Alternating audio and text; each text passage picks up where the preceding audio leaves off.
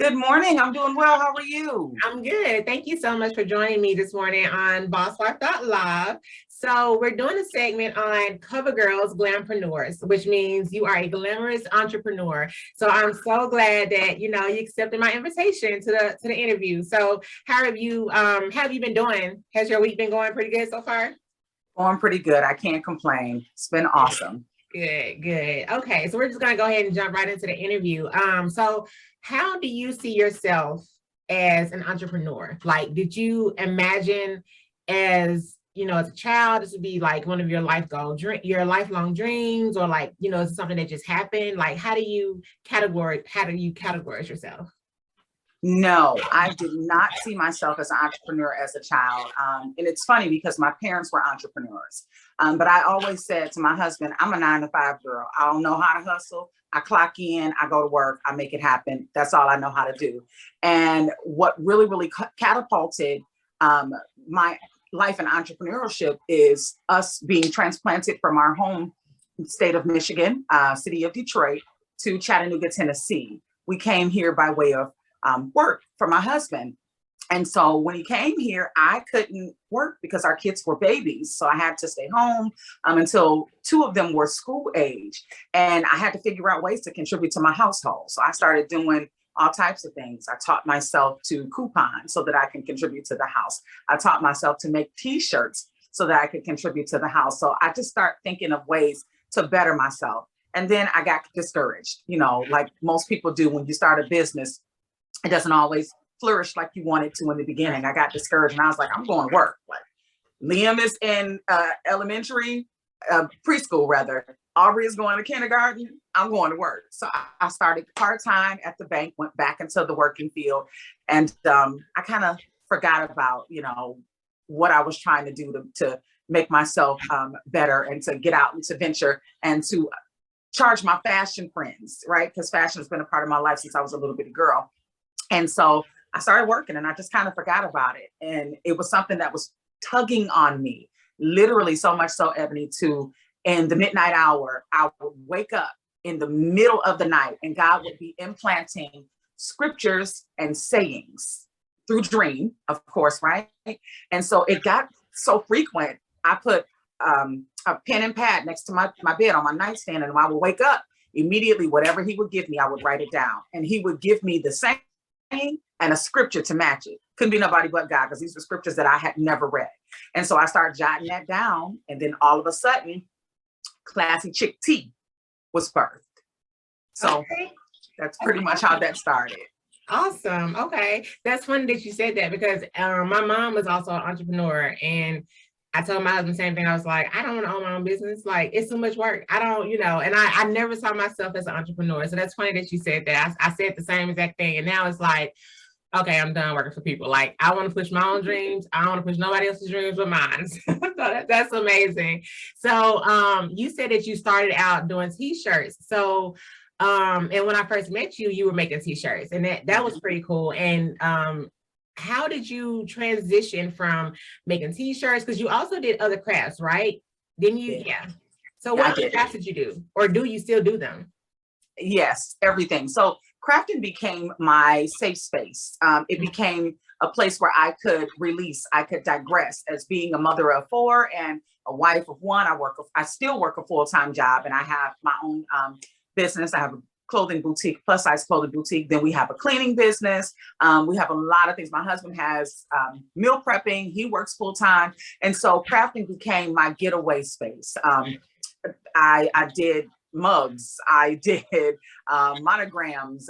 I still rehab furniture. As a matter of fact, I'm rehabbing a piece right now for my son's room, a dresser for his bedroom. So I just started watching YouTube, figuring out ways to recreate things and beautify things. And I was like, oh man, this is really natural to me. Like my mother was like, you painting a dresser? Where'd you learn to do that? I was like, YouTube, girl, YouTube.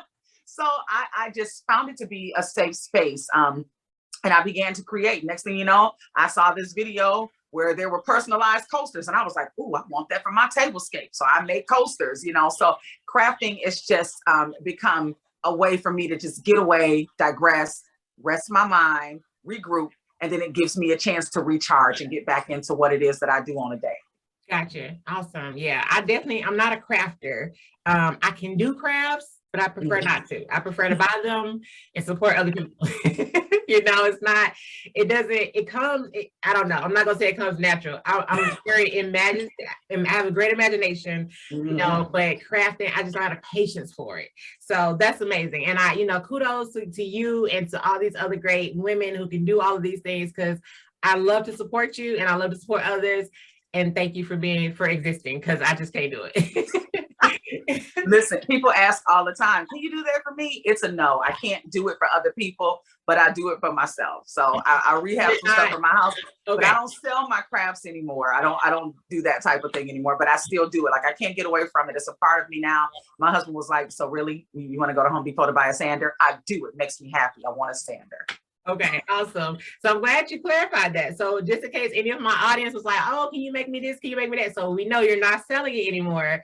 Only your boutique, right? So no more crafting. Okay. No more crafting. Only the plus size fashions. I'm trying to evolve the world for the plus size girl. Gotcha. Okay, that's awesome. So let me ask you, if fashion, since you have a love for fashion, if fashion was a emotion, what would it be for you? Ooh, happy. Okay. Happy. Fashion puts me in my happy place. I feel like fashion has no limit, right? So just growing up, I was born in 1980. Ooh, I told my age.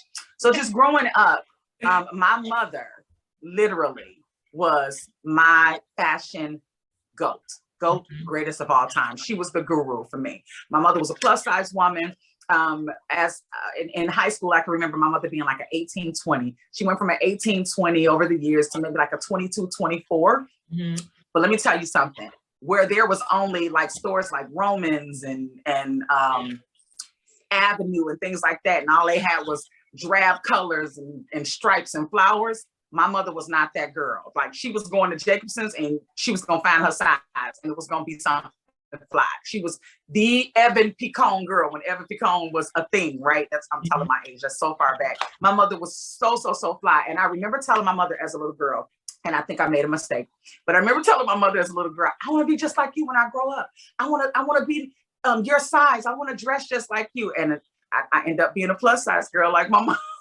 Like my mom. She was like, no, you don't. Don't say that. You don't want to be heavy. I was like, yes, I do. And I want to hear that sound when I walk and I get dressed. I used to think that when my mom got dressed for church, that squishing sound was like, meant that she was sharp, right? Yeah. I'm like, that means she's sharp.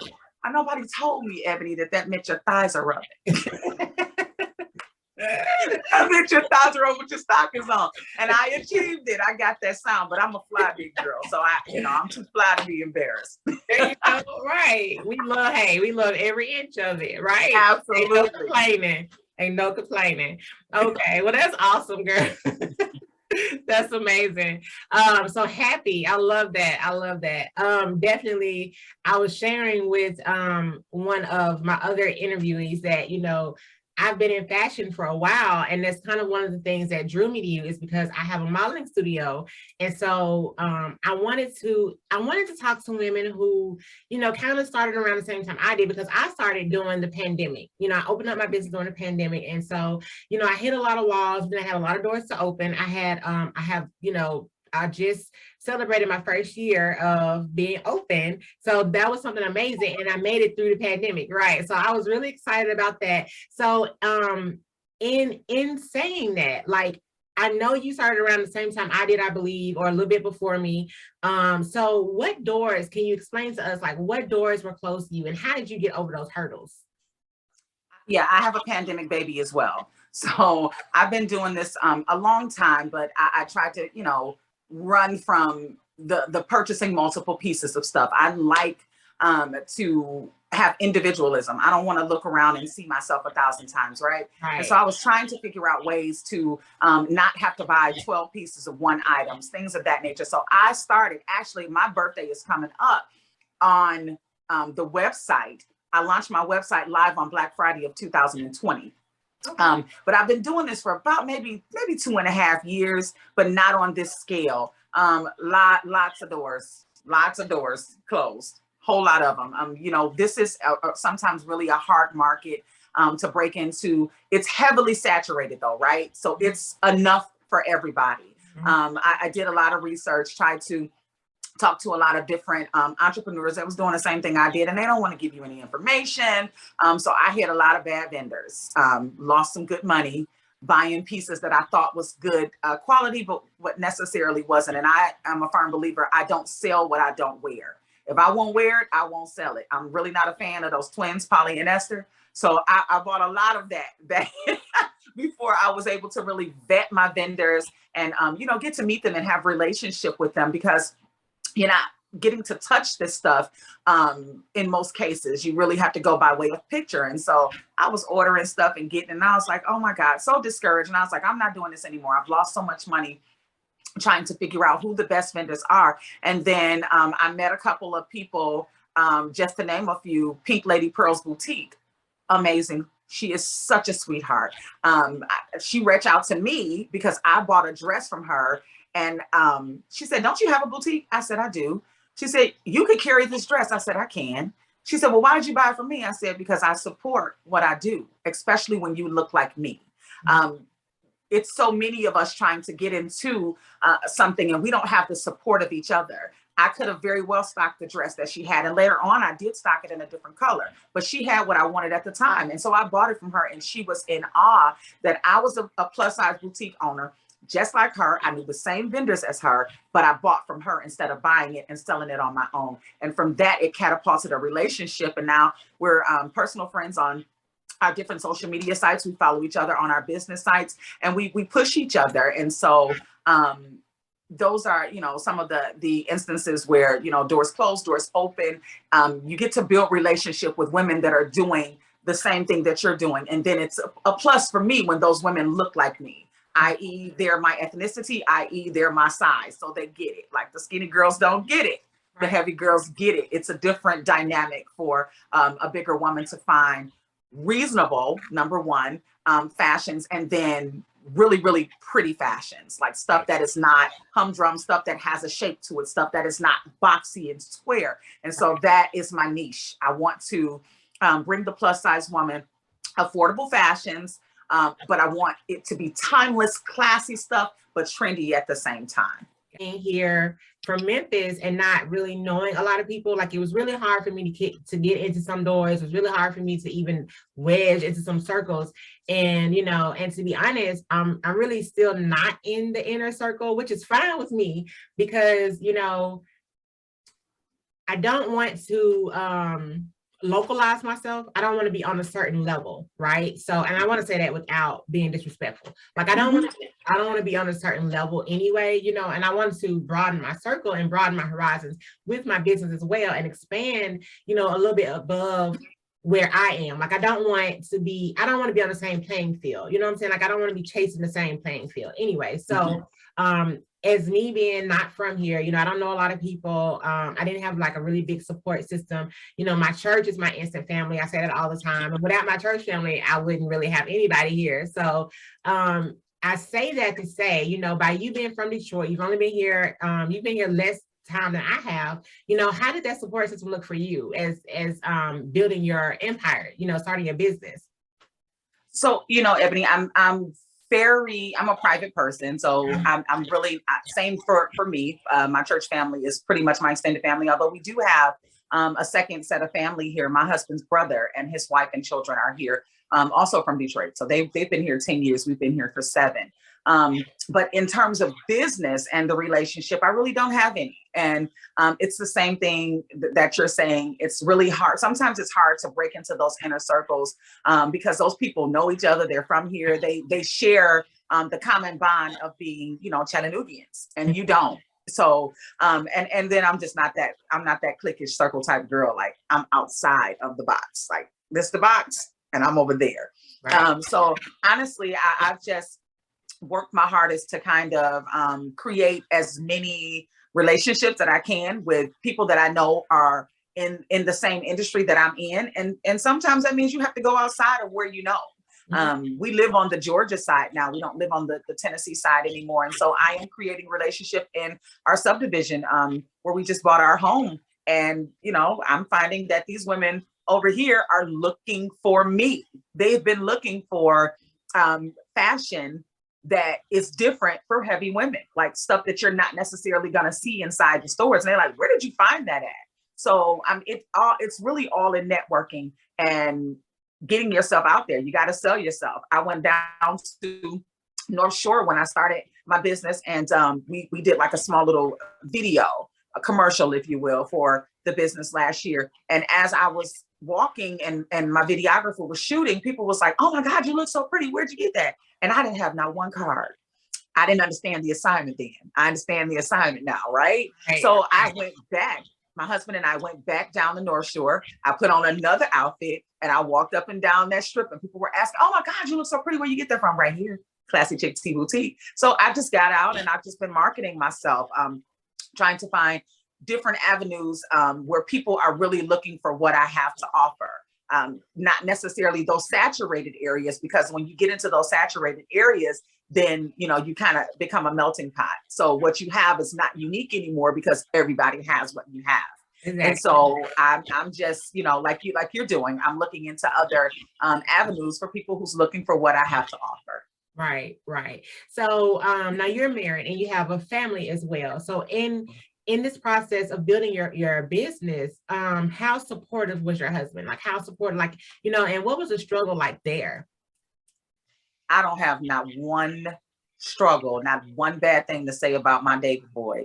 He is amazing. When I tell you, when I started making t-shirts, I told him, I'm gonna make t-shirts. I'm gonna sell shirts. He was like, okay. I said, okay, it's just okay. I'm like, I'm gonna have to buy a surplus of shirts. I'm gonna have to buy a surplus of vinyl. I was like, I need a heat press. He said, okay. I went to work at the bank, came home that afternoon. 2 days later, it was a heat press at my door. I was like, where is, he was like, I ordered it off Amazon. He's amazingly supportive. In the midnight hours, I was getting so frustrated. I remember I had an order from you and a couple of your coworkers a couple of years back. And I was getting so frustrated with one of the designs that I was trying to do. And I was trying to weed it and it kept coming up. And I was like, oh my God, I'm just so frustrated with this. He was like, chill, let me do it. Walk away, get some tea, let me do it. And he was weeding the vinyl for me to press on the shirts. So he is amazingly supportive. He's always supported the dream of entrepreneurship. He too, his father was an entrepreneur. He's a carpenter and he's worked for himself all his life. His mother, my mother-in-law, is a master seamstress. She sewed for the likes of the Clark sisters, the likes of Dickie Winans, Shirley Caesar. She's sewn for everyone. She's a master baker, like my mother would say, we're a jack of all trades, master of many. And so he comes from a long line of that. And so he was supportive from day one. When I used to say, nope, all I know how to do is punch the clock, he was like, no, you don't. It's more in you. You just don't see it. And that, I believe that's why God put us together. I believe that we were really, really, really created for each other. And God helped both of us until we were ready for each other, because he pushes me in ways unimaginable. He just told me the other day, he was like, hey, you slowing down with your pictures, what's going on? I was like, I'm gonna do it. So I came home Sunday after church. I didn't even go upstairs. I came straight to my office and I started shooting my new merchandise that I'm dropping for Black Friday. So yeah, he pushes me in ways unimaginable. I am so grateful to God to have such a supportive spouse. That's true. It is very hard. And, you know, sometimes it's hard to find that balance because like you said, you know, both of you guys are entrepreneurs. Well, sometimes, you know, if the husband isn't or if the wife isn't, you kind of find that balance, that struggle there because, you know, you're so used to the mom being, okay, you're the one that comes home to get the family, you know, the family together. You're the one that comes home to do the homework and get the meal prep. And now that you're taking that extra 30 minutes or that extra hour to do something extra, you know, that it's taken away from that family design that we work so hard to have. Right. And, you know, sometimes there is kind of a balance there to get, you know, and that's understandable because every relationship has their own dynamic, like you said. But, you know, that's awesome that you guys have that wonderful teamwork and that work ethic that you guys can balance each other regardless of what's going on. So that's awesome. I love that. And not everyone has that story, you know, and then sometimes it's not as easy as, oh, you know, he has my back, because yes, sometimes they can have your back, but then they still looking for that wife in that mother role to still. Yeah, you don't get to slack in the other areas because you're building an empire. That's true. You know, it's like, but we still got to eat. But we're still hungry, you know, but the clothes still have to be washed. Definitely. But you still need to change the sheets. But the bathroom still needs to be clean. Absolutely. You're 1000% correct. And listen, we're not perfect by any means. We're not perfect by any means. However, we complement each other, and where he slacks, I pick up. Where I slack, he pick up. I start a project, he come in and he finish it. I told him the other day when I was doing the starting a project for my son's room, his dresser, I started sanding it on my lunch break.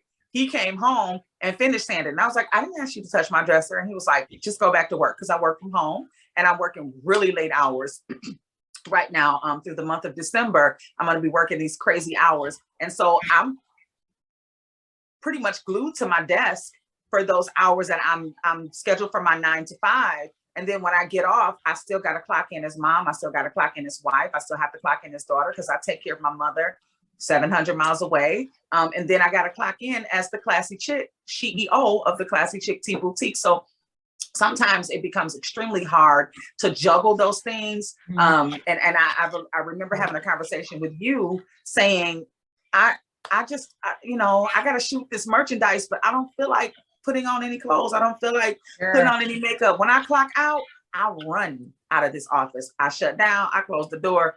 I ain't coming back down here until tomorrow, right? But I'm like, I can't sell what you can't see. So I'm learning balance. I'm learning how to compartmentalize what needs to be done in the moment. I thank God that I have a really, really supportive family overall. My husband is extremely supportive, but my kids are super talented. My 16-year-old helps me with my graphics. My 16-year-old helps me with how to stand. She was like, stop taking your pictures like this. You're so old. Don't put your camera up here like this, Mom. What are you doing? So she helps me with that. My 20-year-old, she helps me a lot with my stand. She's like, you look stiff. You're not going to like this picture. But all of my family, they're super, super supportive. They kind of, pick up the slack where I don't get a chance to necessarily get into those other things. Now we're teaching them how to cook dinner and stuff. So that's edible. So if I can get them to do that, then we'll be in the money. That's hilarious. I did that first, actually. So, girl, yeah, we did the cooking thing first, because I was like, listen, I know how to cook, but it's 6 of us, so I need everybody to know how to cook. I'm scared. I just gotta be honest. I can't eat their dinners right now. We bought an air fryer, and so we like, listen, y'all got some chicken tenders, y'all got some nuggets, y'all got some fries. Make yourself some dinner, but don't make me none. No, I'm gonna make my own. Yes, we love the air fryer. We definitely got to. Yep, that's the kids' best friend. I'm telling you, it is. It's amazing. But that's awesome. So, as a SHE-E0, I love it.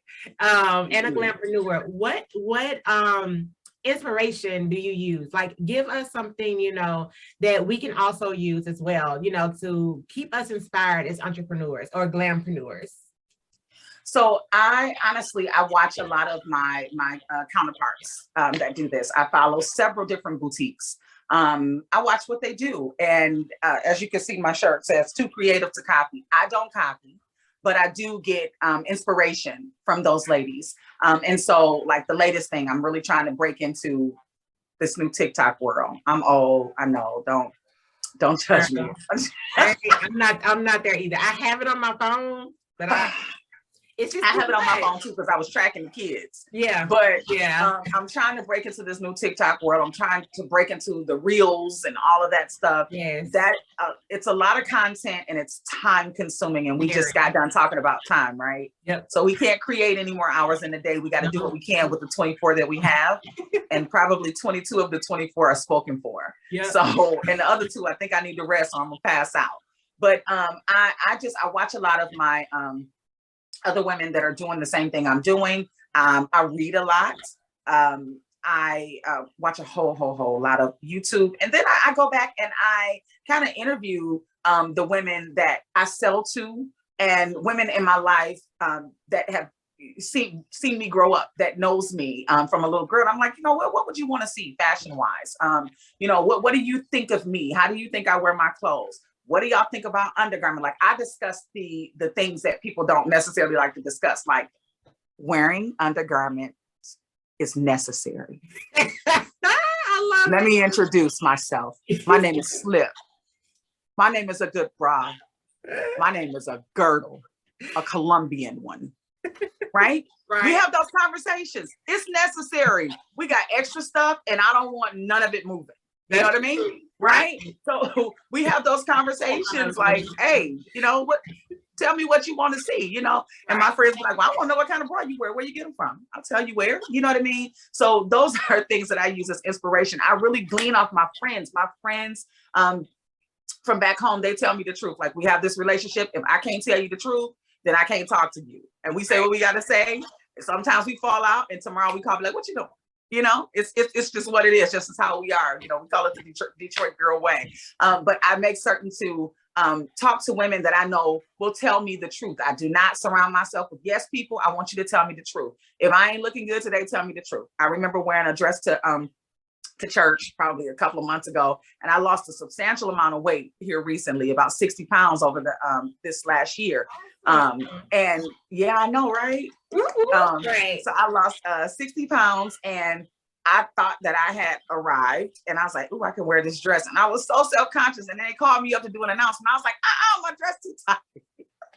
So I'll make certain that I ask questions like, okay, you know, tell me if you could have one thing in the plus size world, what would it be? And then I go looking for it. And 9 times out of 10, I find it. And if I can find it for myself, then I tell other people where to get it. I don't hoard my information. Although I have not arrived 100% in what I'm doing, I'm certain to reach back and pick up one of my sisters along the way, because I remember what it was like to ask for information that nobody was willing to share. Yeah. So one of the things that I pride myself on is that I read a lot.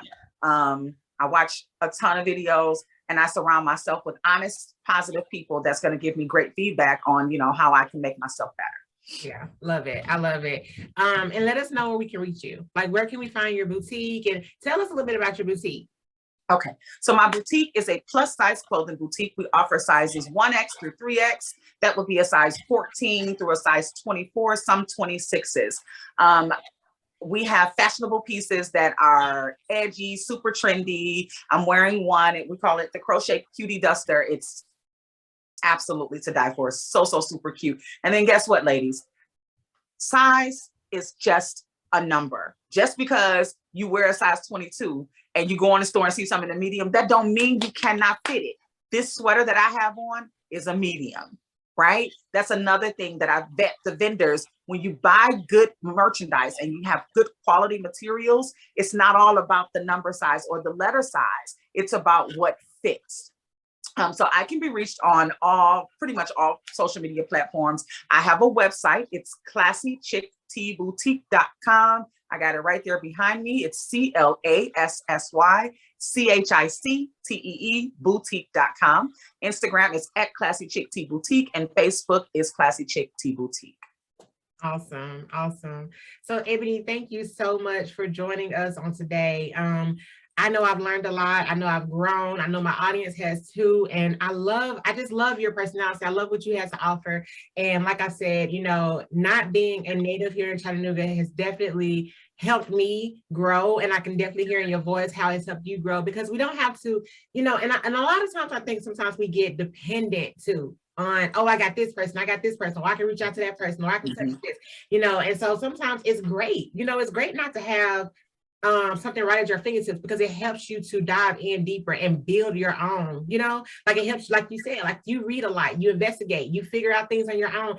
And sometimes we get lazy, and you don't want to do that. So as an entrepreneur, you cannot be lazy. And I love that about you. You are never lazy. I can definitely say, you know, you've always been somebody who I've known to go out and go get it, make it happen, regardless of what it is. Even when you were like boosting my head the other day when we were talking, I was like, she done sent me clean out. I don't want to do nothing extra. I don't even know why I said that.